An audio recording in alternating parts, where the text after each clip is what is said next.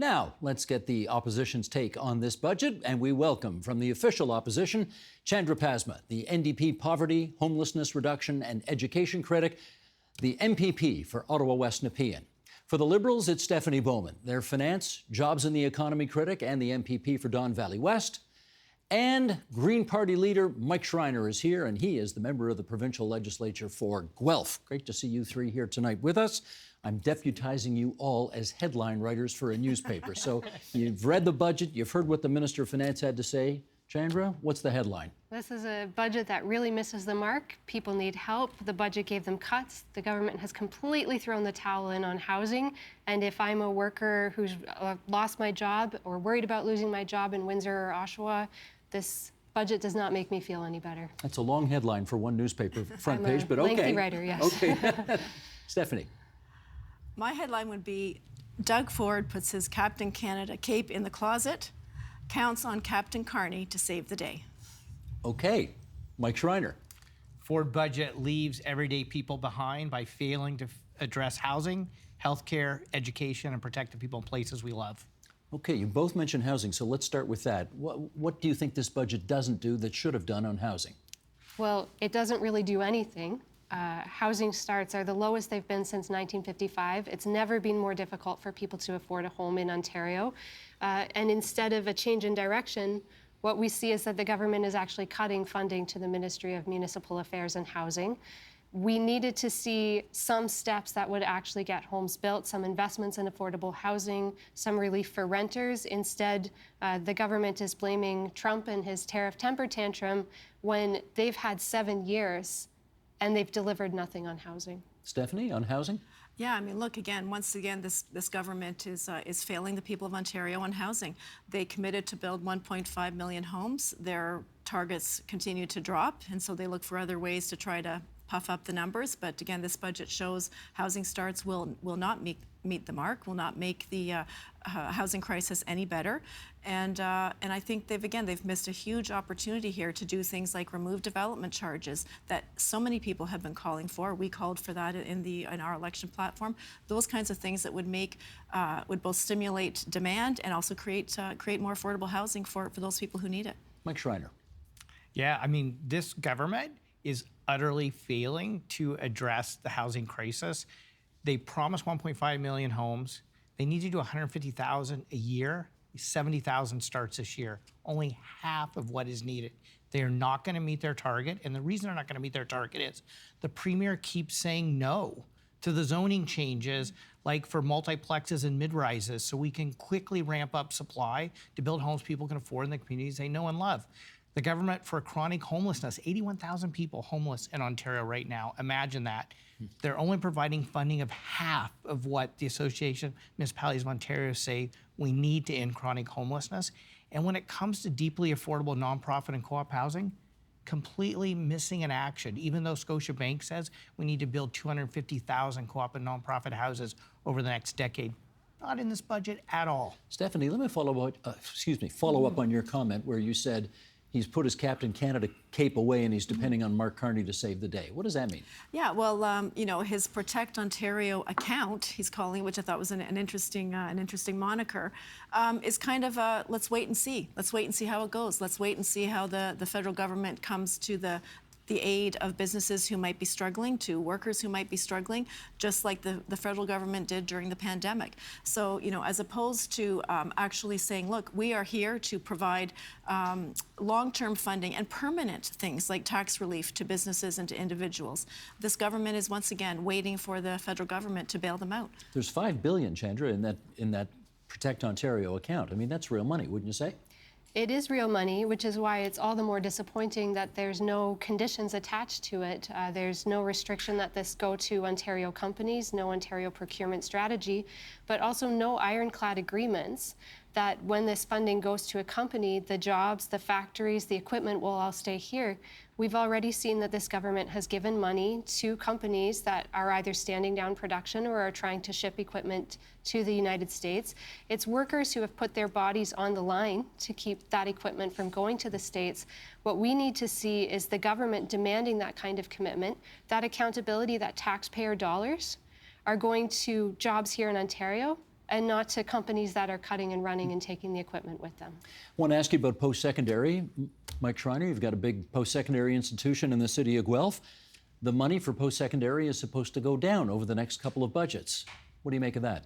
Yeah, $2 billion cut between now and 2028 for an education system that's already the lowest funded per capita of any province in the country. And has been for 40 years. Has been for a long time. It would take a $5 to $7 billion increase in funding just to get to the average.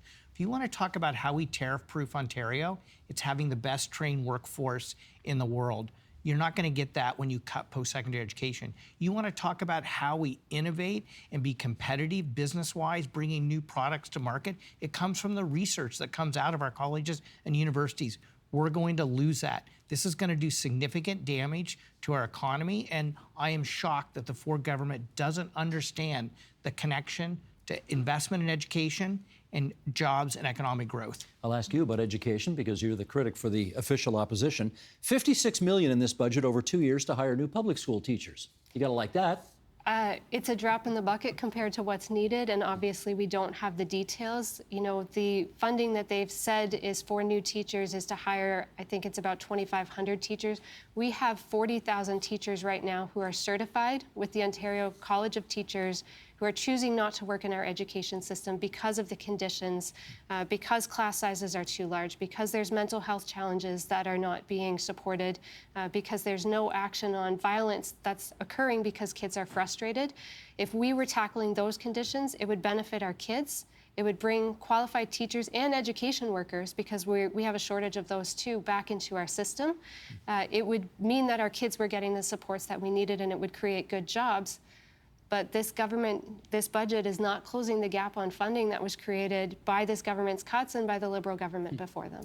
Stephanie, it is, the last Ontario election was clearly fought on Trump and tariffs and trade, and so was the last federal election for that matter. And this budget also focuses a lot on those issues as well. How concerned are you that other things that we really can't take our eye off of, homelessness, mental health, healthcare, a whole long range of things, are getting lost in the shuffle because governments feel they necessarily have to focus on the tariff issue? No, it's a great question, Steve. This government has left Ontario's economy and Ontarians woefully unprepared to face this crisis. The government has been spending at a rate higher than inflation, 1.5 times the rate of inflation on average for the last 7 years. They were overspending and under-delivering. Again, we've had crises in healthcare, in homelessness, in housing, mental health. Every file is on fire. And yet, we have now got a government, because they've got their hands tied behind their back, is now got to only increase spending by less than inflation. So we're actually having a real decrease in real dollars in program spending, and that's going to hurt the people of Ontario. As Mike and Chasm were talking about, the post-secondary education sector, we are actually, two research groups, Ontario Council of Universities and another government body, are saying we're going to be short hundreds of thousands of spots in the next couple of decades. That means, again, we are not investing in our kids' future. And those kids, those students, are the workers of tomorrow who will be innovating, bringing new technologies to bear on our economy. That hurts productivity. And so those are the kind of things that, again, I think this government is failing the people, the budget and the government are failing the people of Ontario. Having said that, I appreciate that opposition politicians usually like the government to spend more on their priorities. I get that.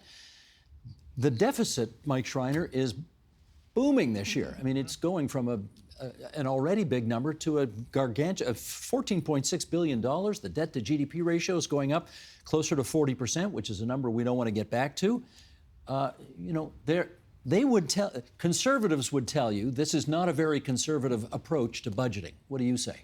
You know what I find infuriating about this whole conversation is the Ford government wasted revenue on election gimmicks in the last 2 elections. 2022 $200 license sticker gimmick cost the province $2.5 billion year one, $1.5 to $2 billion each and every year after that.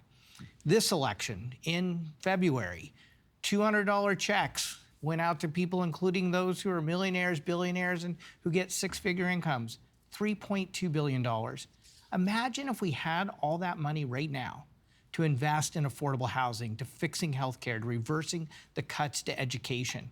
And your pet peeve, Steve, we're spending $6.5 billion subsidizing electricity prices for millionaires, billionaires, and people who have six-figure incomes. Why not cap that, target it to lower income folks, and redirect the money to higher priorities, housing, healthcare, education? Well, I'll ask Chandra about that because they are proud of the fact that they are going to make permanent the gas tax cut that they brought in originally, temporarily, we were told, but now it's going to be permanent once they pass it through the legislature. It's going to cost the Treasury $1.2 billion every year. What do you think they should be doing with that money, presumably instead of gas tax cuts? Well, this is a government that always seems to miss the forest for the trees. You know, the largest item in people's budget that they're struggling with the most is the cost of housing. There's nothing in here to help them with the cost of housing. People are struggling to afford groceries. There's nothing in here to help them buy groceries. If we really wanted to take action to make life more affordable, those are two areas where we should be starting, making sure that people can afford a home and making sure that people can afford to put food on the table. Let me give 30 seconds to each of you just finally tonight. I appreciate you have criticisms with this budget. Tell me one thing you would have done that they didn't do that were you in charge would have been in the budget. Mike Schreiner. Money for affordable housing. If we don't start building co-op nonprofit housing, we are not going to solve this crisis. 93% of the deeply affordable homes built in Ontario were built before 1995. 30 years of underinvestment has led to this crisis. We have to reverse it. Stephanie Bowman. Middle income tax cuts. Families are suffering from the affordability crisis. They need money in their pockets now. And contrary to what the finance minister said, doing that would put money in their pockets today. And a small business tax cut. Those small businesses create 60% of Ontario private sector jobs, and they're hurting. We don't want their doors to close because that will just exacerbate the unemployment crisis this government has created. Second highest unemployment rate in the country under this government. Chandra Pasma. Investing in healthcare and schools is a win-win. We are building the infrastructure, creating those construction jobs. We're hiring healthcare workers and education workers. Those are also good jobs. And we are providing people with the healthcare that they need and the high-quality education that their kids deserve. Mr. Director, can I get a three-shot of our guests, please, as I thank Chandra Pasma and Stephanie Bowman and Mike Schreiner for coming into TVO tonight and participating in our budget night coverage. Many thanks to the three of you. Steve, Thank you, thanks for Steve. your service Oh, stop at it, TVO. Mike. Okay. Thanks, Steve.